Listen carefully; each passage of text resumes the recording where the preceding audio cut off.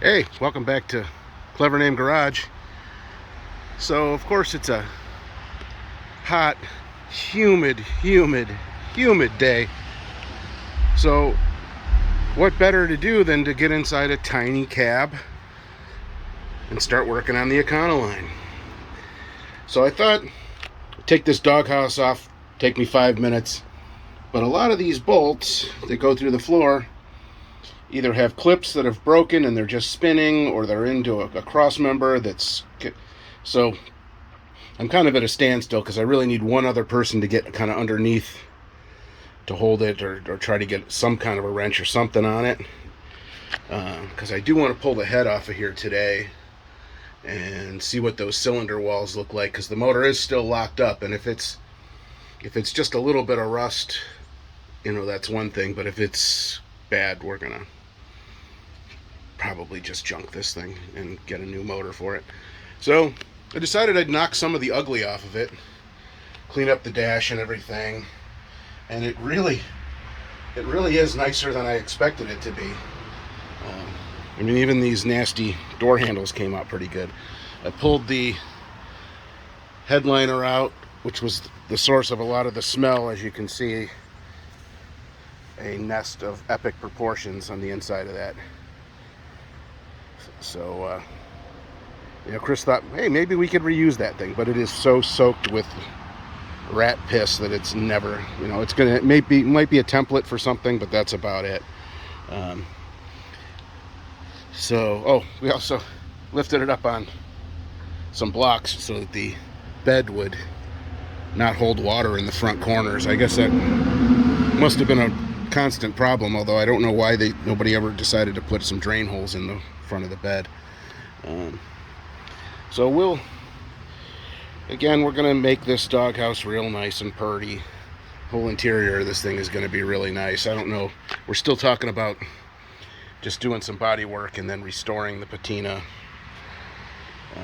to make it look a little more period correct.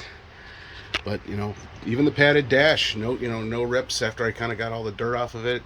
There's no rips. There's no soft spots. It's really coming together. I don't know if I'll ever get these visors actually clean. That's three. It's the third time already, and it barely looks different than the other one on the other side. It's just a little less dusty. But we'll see. I do want to get going on some of the mechanical stuff too, but the smell in here is just so pungent. I really got to get more of it cleaned up and everything so we can work on it some more. Take this floor out of here, this vinyl floor, and hopefully maybe we can defunk this thing. So that's today's project. I'll share some more. So I got a question from somebody who asked about why they call this a forward control. And obviously it's because you're sitting so far forward. You think, well, how far forward are we really sitting? Well, this is the headlight bucket. The headlight bucket protrudes into the cab, 6-8 inches. So there is virtually nothing. That firewall is the front of the truck. So of course that's why all the heater and everything has to be way out here like this, because there's just no place to hide it. All right, so what have we learned doing our little cleanup? Well, we've learned that mice and rats love Econolines. Not sure why. Also, the Flintstones may have owned this before we did, but again, everything is a flat piece of steel. We can literally come in here and just cut. I don't think we necessarily need to bead roll all that stuff, I guess, although I guess we could. But everything's, just a big flat thing. Cut it out, put a new one in. It doesn't seem like it's all that challenging. It's a simple vehicle.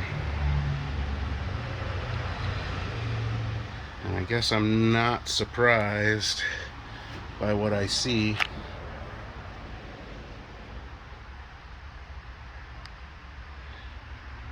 Again, the back. This is after I cleaned it, by the way. But you know, the back again, big flat pieces of steel, sheet metal, piece of cake.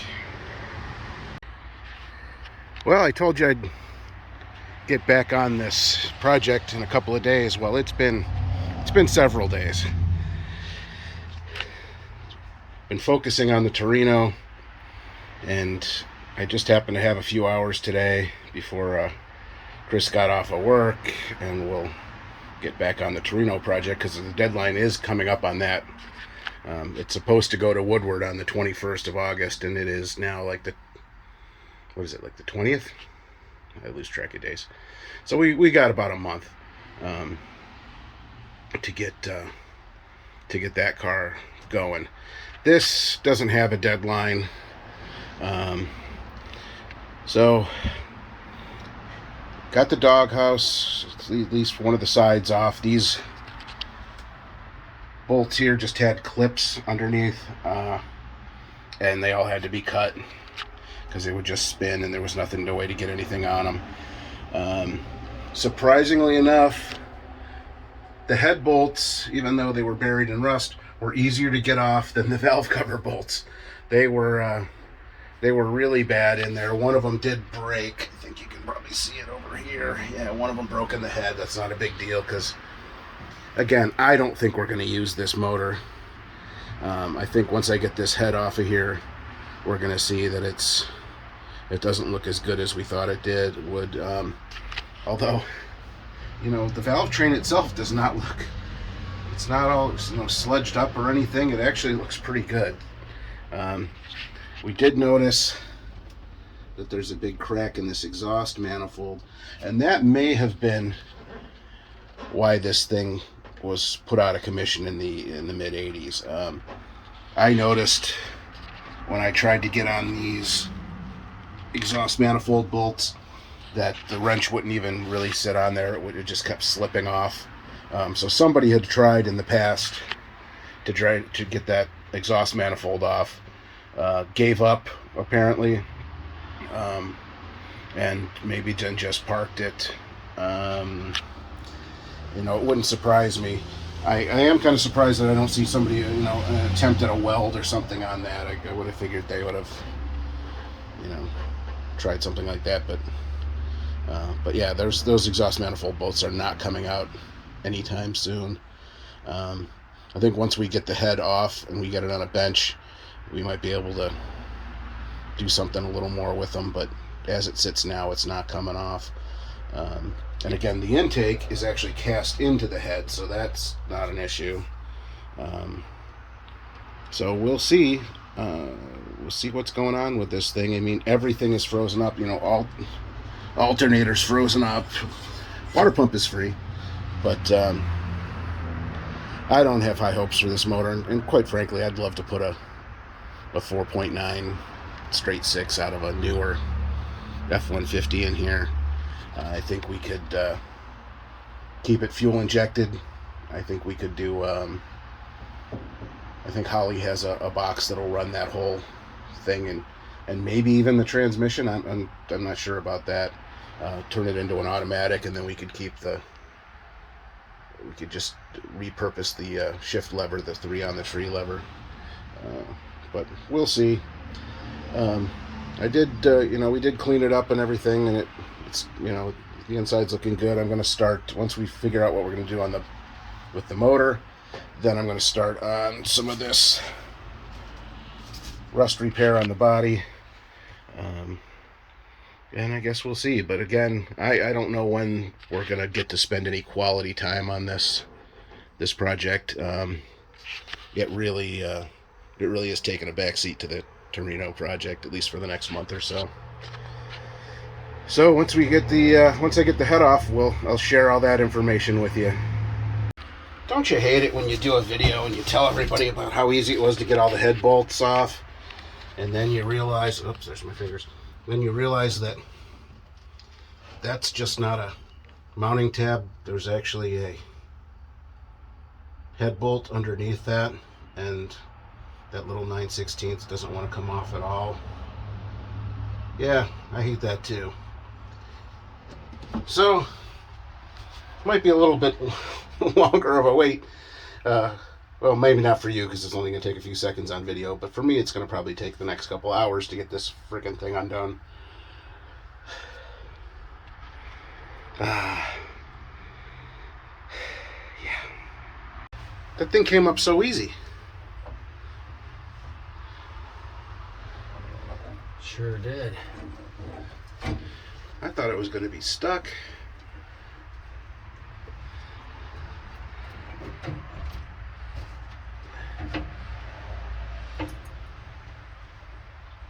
Well, they have plenty of liquid in here, that's for damn sure.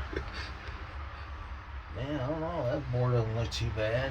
All you gotta do is clean those boards really good and oil that. Unless the bottom end's froze up.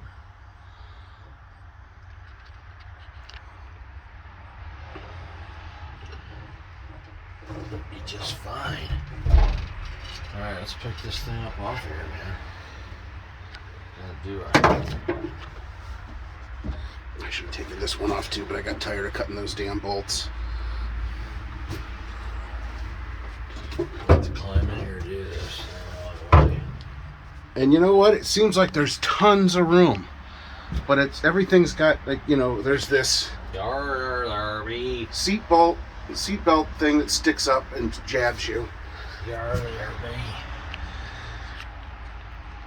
There, you know, it looks like there's tons of room, but there really isn't. There is.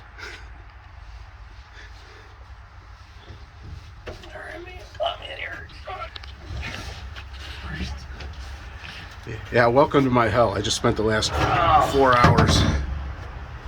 Okay, so that is not water. That they filled this thing with PB Blaster. They went and bought a gallon of it. Man, we're gonna have to extract that. There's a lifter stuck down inside of there. Yeah, the lifter's... where the hell are the lifters at? When I pulled the push rods out, it kind of went, boop, like it was stuck into something. Yeah, I'm looking right at it.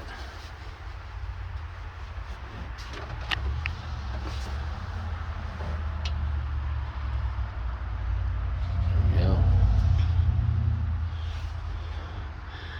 Well, those are neat. And oh, this thing's gonna be so cool. Don't you think? And I mean, look, you can see these must not turn when they, like most of the lifters, you know, kind of turn a little bit. Look at this pattern on this one. It's perfectly symmetrical. It's So where the hell are the rest of the lifters at? Underneath the head? They must have sucked down. I don't know. Like where? There's nowhere for them to go.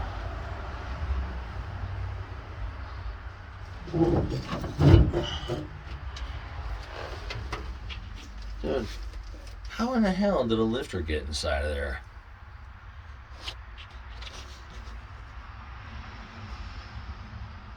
See that valve? That's stuck open. There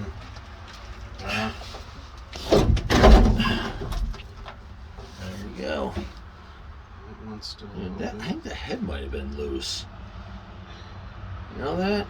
You know, you don't. It was so hard to tell because there's so much rust on the outside bolts. The inside bolts, just the ones that are under the cover. See, there's some scale down here. We gotta take a razor blade in here. We gotta clean all this shit out of here.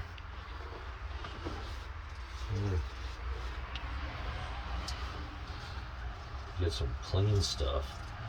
Flush them out. Scrape these walls very carefully, you know. This thing will run. There's no ridge on it. Put your finger down here.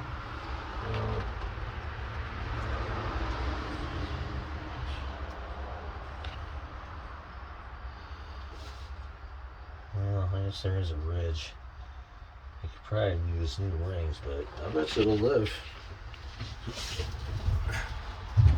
I think so. Out!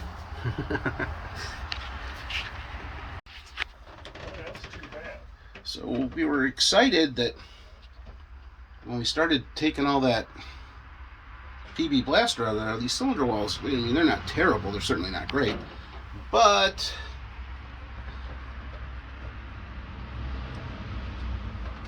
that also showed up. So the question now is it worth rebuilding a 170 just to have an original motor, or is it better to just go get a straight 6 out of an F-150 and have it rebuilt? It's going to be the same money to rebuild that motor as it is this one. Of course, I mean, this one we'd have to buy all the new ignition and everything, but if we get the fuel injected motor, we're going to have to buy some kind of a Holly controller or MSD or something to run all that ignition and everything else, and all those. It's going to want all those sensors, which will be kind of a pain in the ass to put all the sensors on, but you know, the thing will be bulletproof. It'll be reliable as all get out, and it'll have a ton more power. Of course, that also means different transmission, different rear end was always in the plans. I mean, this is a little 7-inch rear end is nothing, and the drive shaft is literally like a piece of conduit. So this is going to be it for today on the Econoline project. Like and subscribe and all that other stuff. Again, Chris plays it real cool, but he so loves it when he sees this stuff. He sees people responding to things. Thanks a lot, and join us next time at Clever Name Garage.